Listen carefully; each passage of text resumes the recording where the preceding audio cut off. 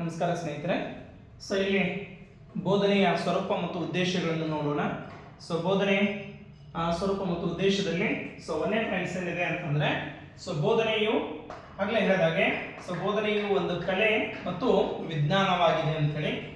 ಎರಡನೇದು, ಬೋಧನೆಯು ಶಿಕ್ಷಕ ಮತ್ತು ವಿದ್ಯಾರ್ಥಿಗಳ ನಡುವೆ ನಡೆಯುವಂತಹ ಒಂದು ನಿರಂತರ ಕ್ರಿಯೆ. ಯಾಕಂದ್ರೆ ಬೋಧನೆ ಅಂದ್ರೆ ಗೊತ್ತಿರುವಂತಹ ವಿಷಯವನ್ನು, ಗೊತ್ತಿರುವಂತಹ ಜ್ಞಾನವನ್ನು ತಿಳಿದೇ ಇರುವಂತಹ ವಿದ್ಯಾರ್ಥಿಗಳಿಗೆ ತನ್ನ ಅನುಭವದ ಮುಖಾಂತರ ವಿದ್ಯೆಯನ್ನು ದಾರಿ ಇರುವುದನ್ನು ನಾವು ಬೋಧನೆ ಅಂತ ಕರಿತೀವಿ. ಹೀಗಾಗಿ ಶಿಕ್ಷಕ ಮತ್ತು ವಿದ್ಯಾರ್ಥಿಗಳ ನಡುವೆ ನಡೆಯುವಂತಹ ಒಂದು ನಿರಂತರವಾದಂತಹ ಪ್ರಕ್ರಿಯೆಯನ್ನು ನಾವೇನಂತ ಕರೀಬಹುದು, ಬೋಧನೆ ಅಂತ ಕರೀಬಹುದು. ನಂತರ ಬೋಧನೆಯು ಜ್ಞಾನ ಸಂಪಾದನೆಗೆ ನಿರ್ದೇಶನವನ್ನು ನೀಡುವುದಾಗಿದೆ. ಹೌದು, ವಿದ್ಯಾರ್ಥಿಯು ತನ್ನ ಹೆಚ್ಚಿನ ಜ್ಞಾನವನ್ನು ಕೂಡ ಸಂಪಾದನೆ ಮಾಡೋದಕ್ಕೆ ನಿರ್ದೇಶನ ನೀಡುವಂತಹ ಒಂದು ವಿಧ ಅಂತ ಹೇಳಿ ಕೂಡ ಕರಿತೀವಿ. ನಂತರ ನಾಲ್ಕನೇದು, ಕಲಿಕಾ ಸನ್ನಿವೇಶವನ್ನು ಯೋಜಿಸುವುದು. ಅಂದ್ರೆ ವಿದ್ಯಾರ್ಥಿ ಕಲಿಕೆಗೆ ಸಂಬಂಧಿಸಿದಂತಹ, ಕಲಿಕೆಗೆ ಜ್ಞಾನವನ್ನು ಒದಗಿಸುವಂತಹ ಕಲಿಕಾ ಸನ್ನಿವೇಶವನ್ನು ಕೂಡ ಯೋಜಿಸುವುದು ಬೋಧನೆ ಅಂತ ಹೇಳಿ. ನಂತರ ಬೋಧನೆಯು ವಿದ್ಯಾರ್ಥಿಗಳ ಕಲಿಕೆಗೆ ಪ್ರೇರಣೆಯನ್ನು ನೀಡುತ್ತದೆ.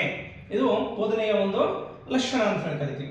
ನಂತರ ಬೋಧನೆಯು ಒಂದು ಸಂವಹನ ಕ್ರಿಯೆಯಾಗಿದೆ. ಹೌದು, ಯಾಕಂದ್ರೆ ಶಿಕ್ಷಕ ಮತ್ತು ವಿದ್ಯಾರ್ಥಿಗಳ ನಡುವೆ ನಡೆಯುವಂತಹ ಅನ್ಯೋನ್ಯ ಕ್ರಿಯೆಯಾಗಿರುವುದರಿಂದ ಶಿಕ್ಷಕನು ತನಗೆ ಗೊತ್ತಿರುವಂತಹ ಪಠ್ಯಕ್ರಮವನ್ನು ಅದನ್ನು ಮಾತಿನ ಮುಖಾಂತರ ಅಥವಾ ಹಾವಭಾವ ಮುಖಾಂತರ ವಿದ್ಯಾರ್ಥಿಗಳಿಗೆ ತಿಳಿಸುವಂತಹ ಒಂದು ಕ್ರಿಯೆಯಾಗಿರುವುದರಿಂದ ಇದು ಒಂದು ಸಂವಹನ ಕ್ರಿಯೆ ಅಂತ ಹೇಳಿ ಕೂಡ ಕರಿತೀವಿ. ಅಂದ್ರೆ ಇಲ್ಲಿ ಭಾಷೆ ಮುಖಾಂತರ ತಾನು ಜ್ಞಾನವನ್ನು ತಿಳಿಸುತ್ತಾನೆ.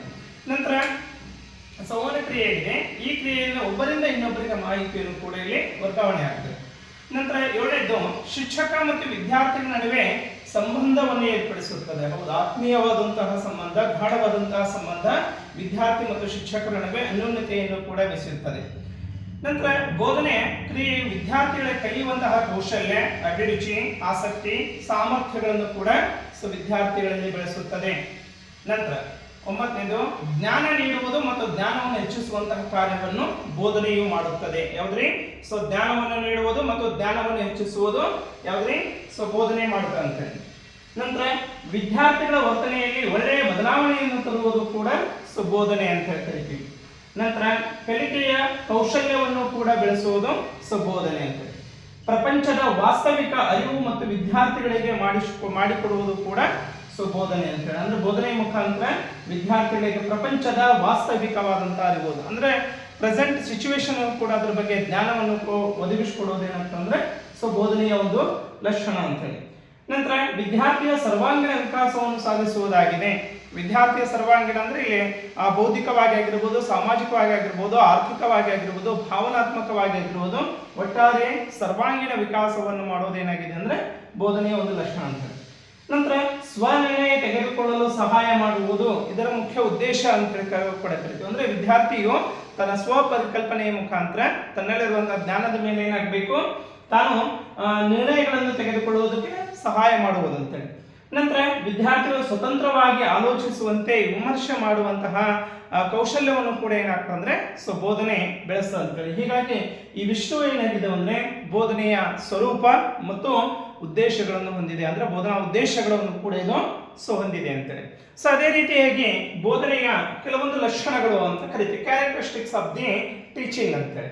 ಇಲ್ಲಿ ಹಲವಾರು ಅಂಶಗಳಿದ್ದು ಇನ್ನೂ ಕೂಡ ಹಲವಾರು ಅಂಶಗಳಿದಾವೆ, ಬಟ್ ಕೆಲವು ಪ್ರಮುಖವಾಗಿರುವಂತಹ ಅಂಶಗಳನ್ನು ಇಲ್ಲಿ ತೆಗೆದುಕೊಂಡಿದ್ದೇನೆ. ಏನು? ಇಲ್ಲಿ ಅದೇ ರೀತಿ ಬೋಧನೆಯ ಸ್ವರೂಪ ಮತ್ತು ಉದ್ದೇಶದ ಹಾಗೇನೂ ಕೂಡ ಬೋಧನೆಯ ಲಕ್ಷಣಗಳಲ್ಲಿ ಕೂಡ ಕಂಡು ಬರ್ತೈತಿ. ಇಲ್ಲಿ ಬೋಧನೆಯು ಕ್ರಿಯೆಗಳನ್ನು ಒಳಗೊಂಡಂತಹ ಒಂದು ವ್ಯವಸ್ಥೆಯಾಗಿದೆ. ಅಂದ್ರೆ ಬೋಧನೆಯ ಕ್ರಿಯೆ ಮತ್ತು ಪ್ರತಿಕ್ರಿಯೆ ಅಂತ ಕರಿತೀವಿ. ಅಂದ್ರೆ ವಿದ್ಯಾರ್ಥಿಗೆ ಮಾಹಿತಿಯನ್ನು ಹಂಚೋದು, ಮತ್ತೆ ವಿದ್ಯಾರ್ಥಿ ತಿಳಿದಿರುವಂತದ್ದು, ಮತ್ತೆ ಪ್ರತಿಕ್ರಿಯೆಯು ಕೂಡ ಅವರಿಗೆ ಗೊಂದಲವನ್ನು ಉಂಟಾಗಿದ್ದು ಅಥವಾ ಪ್ರಶ್ನೆಗಳಿದ್ದರೆ ಅದನ್ನು ಚರ್ಚಿಸುವುದು ಅಂತ ಕರಿತೀವಿ. ಕ್ರಿಯೆ ಹಾಗೂ ಪ್ರತಿಕ್ರಿಯೆಗಳನ್ನು ಒಳಗೊಂಡಿರುವಂತಹ ಒಂದು ವ್ಯವಸ್ಥೆ. ನಂತರ ಬೋಧನೆಯು ಒಂದು ವೃತ್ತಿಪರ ಚಟುವಟಿಕೆ ಅಂತ ಕರಿತೀವಿ. ಹೌದು, ಯಾಕಂದ್ರೆ ಒಂದು ವೃತ್ತಿಯಾಗಿ ಕೂಡ ಇದನ್ನು ನಾವು ಕಾರ್ಯ ಮಾಡಬೇಕಾಗುತ್ತೆ. ಅಂದ್ರೆ ಶಿಕ್ಷಕರು ಜ್ಞಾನವನ್ನು ಹಂಚೋದು ಅಂತ ಹೇಳಿ. ನಂತರ ಬೋಧನೆಯು ವಿಷಯ ವಿಶ್ಲೇಷಣೆಯನ್ನು ಮಾಡುವುದಾಗಿದೆ. ಕಂಟೆಂಟ್ ಅನಲೈಸಿಸ್ ಅಂದ್ರೆ teaching made the content analysis, ವಿಷಯವನ್ನು ವಿಸ್ತಾರ ಮಾಡುವುದು, ವಿಶ್ಲೇಷಣೆ ಮಾಡುವುದು, ಅದನ್ನು ಹೆಚ್ಚಿಸುವುದನ್ನು ಕೂಡ ಕಾರ್ಯನಿರ್ವಹಿಸುತ್ತೆ. ಬೋಧನೆ ಮಾಡುತ್ತೆ. ಬೋಧನೆಯು ಪರಸ್ಪರ ಅನುವರ್ತಿತ ಪ್ರಕ್ರಿಯೆಯಾಗಿದೆ. ಅಂದ್ರೆ ಇಲ್ಲಿ ಪರಸ್ಪರ ಅನುಕ್ರಿಯೆ ಅನುವರ್ತಿತ ಅಂತಂದ್ರೆ ಸೊ ಶಿಕ್ಷಕರು ಮತ್ತು ವಿದ್ಯಾರ್ಥಿಗಳ ನಡುವೆ ಏನಾಗಬೇಕು, ಸಂವಹನ ಆಗಬೇಕು. ಅಂದ್ರೆ ಕ್ರಿಯೆ ಮತ್ತು ಪ್ರತಿಕ್ರಿಯೆಗೆ ಸೊ ಅವಕಾಶ ಇರಬೇಕು. ಅಂದ್ರೆ ಬರೀ ಶಿಕ್ಷಕರು ಹೇಳಿದ ಅಷ್ಟನ್ನೇ ವಿದ್ಯಾರ್ಥಿಗಳು ಕೇಳಂಗಿಲ್ಲ, ಅಥವಾ ವಿದ್ಯಾರ್ಥಿಗಳಿಗೆ ಇರುವಂತಹ ಸಂದೇಹಗಳನ್ನು ಕೂಡ ಶಿಕ್ಷಕರು ಏನ್ ಮಾಡಬೇಕಾಗುತ್ತೆ, ಬಗೆಹರಿಸಬೇಕಾಗುತ್ತೆ. ಹಾಗಾಗಿ ಶಿಕ್ಷಕ ಮತ್ತು ವಿದ್ಯಾರ್ಥಿಗಳ ನಡುವೆ ನಡೆಯುವಂತಹ ಪರಸ್ಪರವಾದಂತಹ ಒಂದು ಕ್ರಿಯೆಯನ್ನು ನಾವು ಎಂದು ಕರಿಬಹುದು ಸೊ ಬೋಧನೆ ಅಂತ ಹೇಳಿ. ನಂತರ ಬೋಧನೆಯು ಹಲವಾರು ಕ್ರಮಗಳ ಸಂಗ್ರಹವಾಗಿದೆ. ಅಂದ್ರೆ ಬೋಧನೆ ಮಾಡಬೇಕಾದ್ರೆ ನಿರ್ದಿಷ್ಟವಾದಂತಹ ಒಂದೇ ಕ್ರಮದಿಂದ ನಾವು ಬೋಧನೆ ಮಾಡಲಿಕ್ಕೆ ಸಾಧ್ಯ ಇಲ್ಲ. ಇದು ಹಲವಾರು ಹಂತಗಳು, ಹಲವಾರು ವಿಧಾನಗಳು, ಹಲವಾರು ಪದ್ಧತಿಗಳ ಮುಖಾಂತರ ಮಾಡುವುದರಿಂದ ಇದು ಹಲವಾರು ಕ್ರಮಗಳನ್ನು, ಯಾಕಂದ್ರೆ ವಿದ್ಯಾರ್ಥಿಯಲ್ಲಿ ಜ್ಞಾನ ಸಂಪಾದನೆ ಮಾಡೋದಕ್ಕೆ ನಾವು ಹಲವಾರು ಕ್ರಮಗಳನ್ನು ಕೂಡ ಇಲ್ಲಿ ಕೈಗೊಳ್ಳಬೇಕಾಗುತ್ತೆ. ಹೀಗಾಗಿ ಆ ಹಲವಾರು ಕ್ರಮಗಳ ಒಂದು ಸಂಗ್ರಹ ಅಂತ ಕೂಡ ಕರಿತೀವಿ. ನಂತರ ಬೋಧನೆಯು ಮಕ್ಕಳ ಕಲಿಕೆಗೆ ಉತ್ಸಾಹವನ್ನು ನೀಡಬೇಕು. ಅಂದ್ರೆ ಅವರಿಗೆ ಕಲಿಕೆಯನ್ನು ಉಂಟು ಮಾಡುವಂತೆ ಪ್ರೇರೇಪಣೆಗೊಳಿಸಬೇಕು, ಆಸಕ್ತಿಯನ್ನು ಬರುವಂತೆ ಮಾಡಬೇಕು. ಹೀಗಾಗಿ ಮಕ್ಕಳ ಕಲಿಕೆಗೆ, ಯಾಕಂದ್ರೆ ಶಿಕ್ಷಕರು ಹೇಳುವಂತಹ ಮುಖ್ಯ ಉದ್ದೇಶನೇ ಮಕ್ಕಳ ಕಲಿಕೆ ಆಗಲಿ, ಅವರ ಜ್ಞಾನಾರ್ಜನೆ ಉಂಟಾಗಲಿ ಅನ್ನೋ ಉದ್ದೇಶಕ್ಕೆ ಕಲಿಕೆಗೆ ಉತ್ಸಾಹ ನೀಡುವಂತೆ ಆಗಿರಬೇಕು. ನಂತರ ಬೋಧನೆಯು ಜ್ಞಾನಾರ್ಜನೆಗೆ ಮಾರ್ಗದರ್ಶನವಾಗಿರಬೇಕು. ಯಾವುದ್ರಿ ಆ ಲಕ್ಷಣ ಏನಂತಂದ್ರೆ ಸೊ ಬೋಧನೆ ಮಕ್ಕಳ ಜ್ಞಾನಾರ್ಜನೆಗೆ ಮಾರ್ಗದರ್ಶನವಾಗಿರಬೇಕು. ಅಂದ್ರೆ ಇನ್ನೂ ಕೂಡ ಹೆಚ್ಚು ಜ್ಞಾನವನ್ನು ಗಳಿಸೋದಕ್ಕೆ ವಿವಿಧ ಪುಸ್ತಕಗಳನ್ನಾಗಿರ್ಬೋದು, ದಿನಪತ್ರಿಕೆಗಳನ್ನಾಗಿರ್ಬೋದು, ಮ್ಯಾಗಝಿನ್ಸ್ಗಳಾಗಿರ್ಬೋದು, ಹಾಗೆ ಓದಕ್ಕೆ ಪೂರಕವಾಗಿರುವಂತಹ ಸಾಹಿತ್ಯವನ್ನು ಒದಗಿಸುವಂತಹ ವಿದ್ಯಾರ್ಥಿಗಳಿಗೆ ಅವಕಾಶವನ್ನು ಕೊಡುವಂತಾಗಿರಬೇಕು.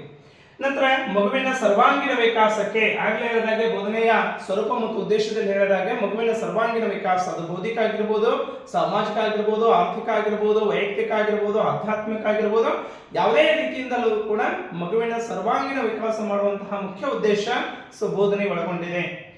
ನಂತರ ಮಕ್ಕಳ ಜ್ಞಾನ ಭಂಡಾರವನ್ನು ಹೆಚ್ಚಿಸುವಂತಿರಬೇಕು. ಬೋಧನೆಯು ಆಗಿಂದಾಗೆ ಪುನರಾವರ್ತಿಸಬೇಕು. ಅಂದ್ರೆ ಇಲ್ಲಿ ಬೋಧನೆ ಒಂದು ಸಲ ಹೇಳಿದ ಮೇಲೆ ಮುಗೀತು ಅಂತಲ್ಲ, ಅದನ್ನು ನಾವೇನಾಗಬೇಕಾಗುತ್ತೆ, ಪದೇ ಪದೇ ತಿಳಿದೇ ಇರುವಂತಹ ವಿಷಯವನ್ನು ಮತ್ತೆ ಬೇರೆ ವಿಧಾನದಿಂದ, ಬೇರೆ ಕಡೆಯಿಂದ ಏನಾಗಬೇಕು ಅಂದ್ರೆ ಮಾಹಿತಿಯನ್ನು ಹೇಳಬೇಕಾಗುತ್ತೆ. ಹೀಗಾಗಿ ವಿಷಯ ಏನಾಗಬೇಕು ಅಂತಂದ್ರೆ ಇಲ್ಲಿ ಸೊ ಆಗಿಂದಾಗಲೇ ಅವಾಗ ಸಂದರ್ಭಕ್ಕೆ ತಕ್ಕಂತೆ ಮಾಹಿತಿ ಮತ್ತೆ ಪುನರಾವರ್ತಿತ ಆಗಬೇಕು ಅಂತ ಹೇಳ್ತೇವೆ. ಅಂದ್ರೆ ಈಗ ಪದೇ ಪದೇ ವಿಷಯವನ್ನು ಕೂಡ ಇಲ್ಲಿ ಪುನರುಚ್ಚರಿಸಬೇಕು ಅಂತೇಳಿ. ನಂತರ ಬೋಧನೆಯು ಚಟುವಟಿಕೆಯಿಂದ ಕೂಡಿರಬೇಕು ಅಂತ ಹೇಳಿ, ಅಂದ್ರೆ ಆಕ್ಟಿವಿಟೀಸ್ ಬೇಸ್ಡ್ ಲರ್ನಿಂಗ್ ಅಂತ ಹೇಳಿ ಕೂಡ ಕರಿತೀವಿ. ಸೊ ಇದನ್ನು ಕೂಡ ಬೋಧನೆ ಆಗಬೇಕು, ಚಟುವಟಿಕೆಯಿಂದ ಕೂಡಿರಬೇಕು ಅಂತ.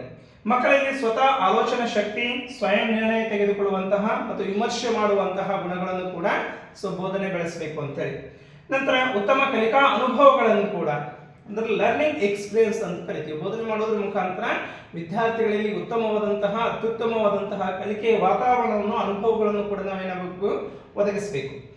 ನಂತರ ಬೋಧನೆಯು ಆಸಕ್ತಿಯುತವಾಗಿರಬೇಕು, ಹಾಗೆ ಬೇಸರವನ್ನು ಉಂಟು ಮಾಡಬಾರದು ಅಂತ ಹೇಳಿ. ಹೌದು, ಯಾಕಂದ್ರೆ ಬೋಧನೆ ಮಾಡುವಂತಹ ಸಂದರ್ಭದಲ್ಲಿ, ಜ್ಞಾನವನ್ನು ಹಂಚುವಂತಹ ಒಂದು ಸಂದರ್ಭದಲ್ಲಿ ವಿದ್ಯಾರ್ಥಿಗಳಿಗೆ ಇನ್ನೂ ಕಲಿಯಬೇಕು, ಇನ್ನೂ ನಾನು ಹೆಚ್ಚು ಅರಿತುಕೊಳ್ಬೇಕು ಅಂತ ಹೇಳಿ ಆಸಕ್ತಿಯನ್ನು ಉಂಟು ಮಾಡಬೇಕು. ಅದೇ ಯಾವುದೇ ರೀತಿಯ ಬೋಧನೆಯಲ್ಲಿ ವಿದ್ಯಾರ್ಥಿಗಳಿಗೆ ಬೇಸರವನ್ನು ಉಂಟು ಮಾಡಬಹುದು. ಅಂದ್ರೆ ಕಲಿಕೆ ಏನಾಗ್ತದೆ ಅಂದ್ರೆ ಅಲ್ಲಿ ನಿಂತು ಬಿಡುತ್ತದೆ. ಹೀಗಾಗಿ ಕಲಿಕೆ ಮುಂದುವರಿಬೇಕಾದ್ರೆ ವಿದ್ಯಾರ್ಥಿಗಳಿಗೆ ಸೊ ಬೋಧನೆ ಆಸಕ್ತಿಯುತವಾಗಿರಬೇಕು, ಪರಿಪೂರ್ಣವಾಗಿರಬೇಕು, ಕೌಶಲ್ಯಯುತವಾಗಿರಬೇಕು, ಚಟುವಟಿಕೆಯಿಂದ ಕೂಡಿರಬೇಕು. ನಂತರ ವಿದ್ಯಾರ್ಥಿಗಳ ಜ್ಞಾನದ ಬೆಳವಣಿಗೆಗೆ ಪೂರಕವಾಗಿರಬೇಕು, ಅವರ ಜ್ಞಾನ ಸಂಪತ್ತನ್ನು ಹೆಚ್ಚಿಸುವಂತಾಗಿರಬೇಕು. ನಂತರ ವಿಶಿಷ್ಟತೆಯನ್ನು ಒಳಗೊಂಡಿರಬೇಕು, ಬೋಧನೆ ಮತ್ತು ಕ್ರಿಯೆ ಮತ್ತು ಪ್ರತಿಕ್ರಿಯೆಯನ್ನು ಒಳಗೊಂಡಿರಬೇಕು, ಶಿಕ್ಷಕರ ಮತ್ತು ವಿದ್ಯಾರ್ಥಿಗಳ ಅನ್ಯೋನ್ಯತೆಯನ್ನು ಒಳಗೊಂಡಿರಬೇಕು. ನಂತರ ಇದು ಸಂವಹನ ಕ್ರಿಯೆಯಲ್ಲಿ ತೊಡಗಿರುವಂತಹ ಒಂದು ಕ್ರಿಯೆ ಅಂತ ಕರಿತೀವಿ. ಹೀಗಾಗಿ ಒಟ್ಟು ಬೋಧನೆ ಅಂತಂದ್ರೆ ಸೊ ಸಂಪೂರ್ಣವಾದಂತಹ ವಿದ್ಯಾರ್ಥಿಗಳ ಸರ್ವಾಂಗೀಣ ಬೆಳವಣಿಗೆ ಮಾಡುವಂತಹ ಪೂರಕ ರೀತಿಯಲ್ಲಿ ಏನಾಗಿರಬೇಕು, ಕಾರ್ಯವನ್ನು ಮಾಡಬೇಕು ಅಂತೇಳಿ. ಹಾಗಾಗಿ ಇವಿಷ್ಟು ಬೋಧನೆಯ ಸ್ವರೂಪ, ಉದ್ದೇಶಗಳು ಹಾಗೂ ಗುಣಲಕ್ಷಣಗಳಾಗಿವೆ. ತಾವೆಲ್ಲರೂ ಕೂಡ ಇದನ್ನು ಸೊ ನೋಟ್ಬುಕ್ನಲ್ಲಿ ಬರೆದುಕೊಂಡು ಸೊ ಅದನ್ನು ಪ್ರಾಕ್ಟೀಸ್ ಮಾಡಿ, ಇನ್ನೂ ಕೆಲವೊಂದು ಅಂಶಗಳು ಬೇರೆ ಬೇರೆ ಪೇಪರ್ನಲ್ಲಿ ಅಥವಾ ಹಿಂದಿನ ಪ್ರೀವಿಯಸ್ ಇಯರ್ನಲ್ಲಿ ಕ್ವಶನ್ ಪೇಪರ್ನಲ್ಲಿ ಬಂದಿರುವಂತಹ ಪ್ರಶ್ನೆಗಳನ್ನು ಕೂಡ ಏನು ಮಾಡ್ಬೋದು ಅಂದರೆ ಇದಕ್ಕೆ ಸೇರ್ಪಡೆ ಮಾಡಿ ಸೊ ಬರೆದುಕೋಬಹುದು. ಮುಂದಿನ ಇದರಲ್ಲಿ ಏನು ಮಾಡೋಣ ಅಂದರೆ ಹಿಂದಿನ ಪ್ರೀವಿಯಸ್ ಇಯರ್ನಲ್ಲಿ ಬಂದಂತಹ ಪ್ರಶ್ನೆಗಳನ್ನು ಕೂಡ ನಾವೇನು ಮಾಡೋಣ, ಅವಲೋಕನ ಮಾಡೋಣ. ಇಂಥ ಪ್ರಶ್ನೆ, ಈ ರೀತಿಯಾದಂತಹ ಪ್ರಶ್ನೆಗಳು ಬಂದಿದ್ದು ಅಂತ ಹೇಳಿ ಕೂಡ ಸೊ ನೋಡೋಣ. Thank you.